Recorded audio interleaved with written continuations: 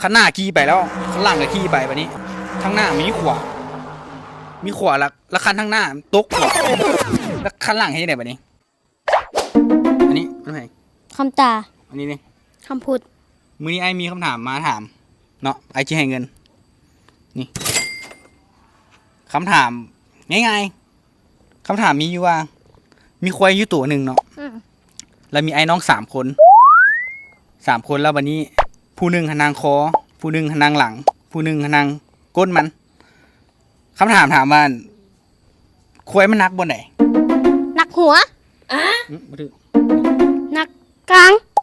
บ่ถือ นักไทย บ่ถือ แล้วมันนักมันไหนเซน ไอ้กับบ่ฮู้กันเลย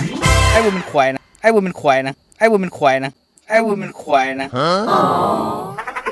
เอาตัวที่2กันเด้อคำถามที่2โคตรง่ายเลยตัวนี้น่ะใครก็ตอบได้คำถามมีอยู่ว่าเนาะมีรถ2 คันเนาะข้างหน้าขี่ไปแล้วข้างหลังก็ขี่ไปแบบนี้ข้างหน้ามีขวาแล้วคันข้างหน้าตกขวาแล้วคันหลังให้ไหนแบบนี้ ปีกกูเลย บ่ถือคันหลังให้ไหน ยุกกับไปทางเก่า บ่ถือคันหลังนะคันหลังนี่นะ ตำรถตั้งหน้าแหละ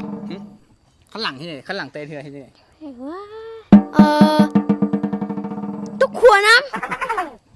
ข้างหลังกับเก่าตัวข้างหลังกับเก่าตัวข้างหลังนะนี่นะข้างหลังนะบ่ต้องไปสนใจนะรถนะข้างหลังนี่นะ ำเนาะ บ่ได้เด้อเงินน่ะบ่ได้ละไปละ บ๊ายบาย คำถามพูดเองเลยหนูไม่ยังบ่ตอนแรกยังเข้าเรื่องรถอยู่สุดท้ายมาขั้นหลัง